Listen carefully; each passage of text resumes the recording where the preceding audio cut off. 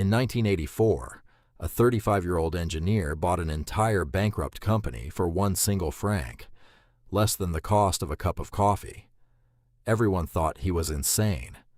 Today, that same purchase is worth over $300 billion. This is the story of how Bernard Arnault built the largest luxury empire on earth, and it starts with a company nobody else wanted. The business was called Boussac, once a massive French textile empire, now drowning in debt and heading straight for bankruptcy.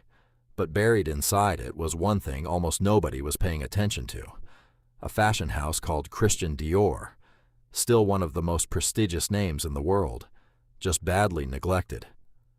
Arnault put up $15 million of his own family's money, partnered with a major French bank for the rest, and took over the entire company. Then he did something ruthless. He kept Dior and sold off almost everything else, cutting thousands of jobs in the process.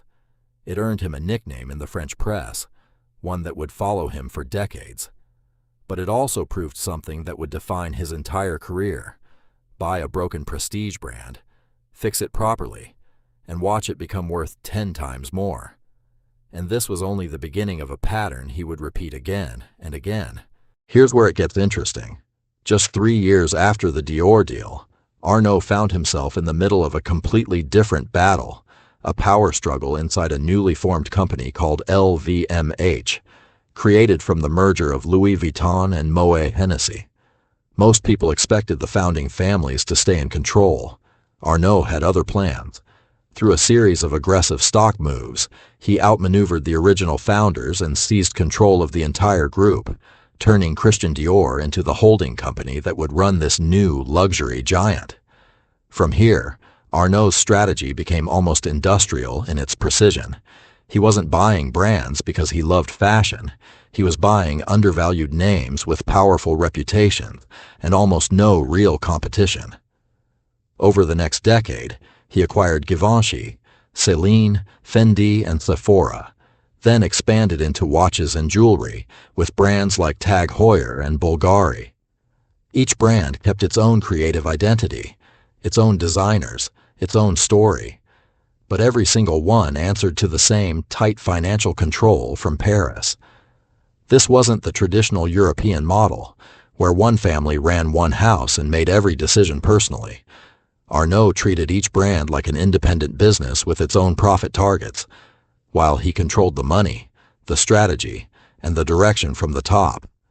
This is the part most people miss. Arnault wasn't collecting brands like trophies. He was building a machine, one where creativity and ruthless business discipline operated side by side. And that machine was about to get a lot bigger. By the 2000s, Arnault wasn't just buying companies anymore. He was buying entire markets. LVMH aggressively expanded into China and the United States, tapping into a completely new generation of wealthy consumers hungry for luxury goods. While other companies treated emerging markets as an afterthought, Arnault treated them as the future. And it paid off enormously as demand for luxury goods exploded across Asia over the following 2 decades, turning cities like Shanghai and Tokyo into some of the most profitable markets in the entire company. Then came one of the boldest moves of his career.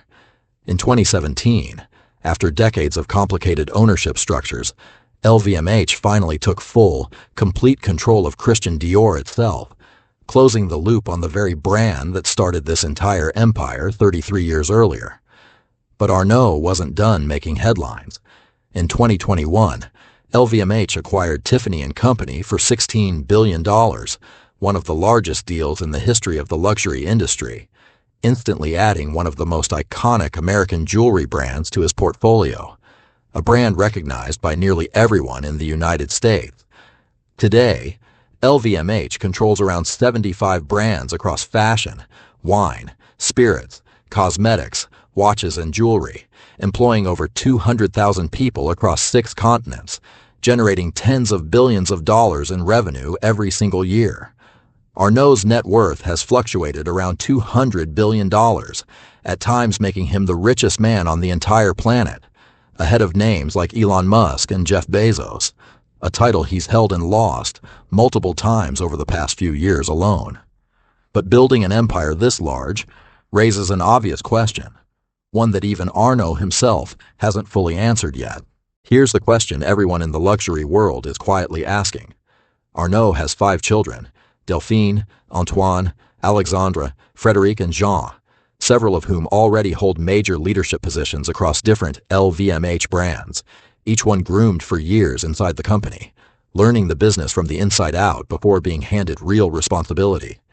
Delphine now leads Christian Dior itself, while her siblings oversee everything from Louis Vuitton's operations to LVMH's watch division, giving Arnault a front-row seat to see which of his children might be ready to eventually take the reins.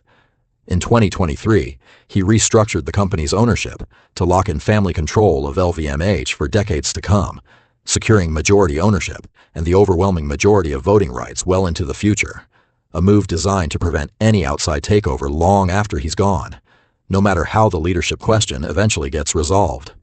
But there's one thing conspicuously missing from all of this careful planning. Arnault has never publicly named a single successor among his 5 children, despite constant speculation from the business world and endless headlines trying to predict who it will be. For a man who built his entire career on precise, calculated moves, planned years in advance, this remains his most unpredictable decision yet, and perhaps the one even he hasn't fully made peace with. Meanwhile, the man himself hasn't been without controversy. He's faced lawsuits, accusations of surveillance against journalists critical of his business practices, and intense scrutiny that comes with being one of the most powerful and wealthiest businessmen on earth. Scrutiny that has only intensified as his fortune and influence have grown. Yet despite all of it, LVMH continues to dominate the global luxury market, generating tens of billions in revenue every single year, with profit margins that most other industries can only dream of achieving. From a 1 franc deal on a bankrupt textile company most people had already written off, to a $300 billion empire spanning nearly every corner of the luxury world, fashion, jewelry, wine, spirits, and hospitality. Bernard Arnault didn't just build a company. He built a blueprint that the entire fashion and luxury world now follows. Buy prestige cheap, restore it patiently, and let it compound for decades, one that other billionaires and investors have tried to copy ever since, with mixed results at best. So here's the real question worth sitting with. When Arnault eventually steps back, whenever that day finally comes, does this empire hold together under one of his children, or does it start to unravel without the one man who built the entire machine from nothing? Comment your prediction below, because nobody, not even the experts covering LVMH closely, seems to fully agree on the answer.